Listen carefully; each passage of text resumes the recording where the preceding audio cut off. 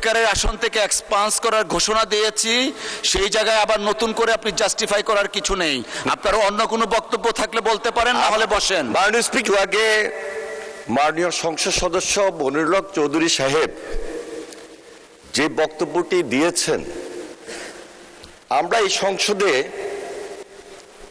আমার 3 বার আসার সুযোগ হয়েছে। মাননীয় স্পিকার, আমরা পার্লামেন্টে অনেক কথাবার্তা পক্ষে বিপক্ষে, অনেক সময় হাসি ঠাট্টার আলোকেও কিন্তু অনেক কথা চলে আসে।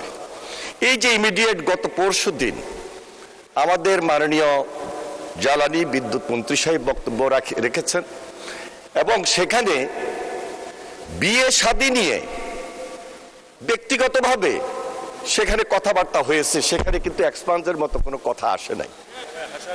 এগুলো হাসি ঠাট্টা থাকতেই পারে, পার্লামেন্টে সেই রেওয়াজ আছে। মাননীয় স্পিকার, মনিরুল হক চৌধুরী এমন কোনো কথা বলেন নাই যে স্পেসিফিক কাউকে আঘাত করে এবং ব্যক্তিগতভাবে এমন কোনো কথা বলেছেন যেটার জন্য এখানে এক্সপান্স করার মতো কোনো কথা আসবে। মাননীয় স্পিকার, মাননীয় মন্ত্রী, পার্লামেন্টের স্পিকারের আসন থেকে এক্সপান্স করার ঘোষণা দিয়েছি, সেই জায়গায় আবার নতুন করে আপনি জাস্টিফাই করার কিছু নেই।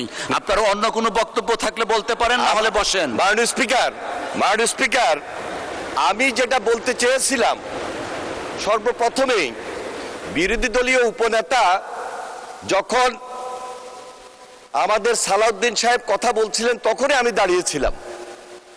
সেখানে উনি যাদেরকে ডিফেন্ড করলেন এবং যেই 300 বিধির এগেইনস্টে কথাটা বললেন, সে অনুযায়ী পার্লামেন্টের বিধান অনুযায়ী 300 বিধির পরে কোনো প্রশ্ন রেজ করবেন, ওইটা উনি পারেন না মাননীয় স্পিকার।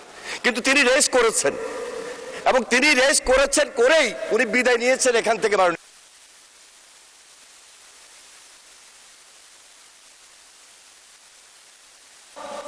অসংখ্য ধন্যবাদ।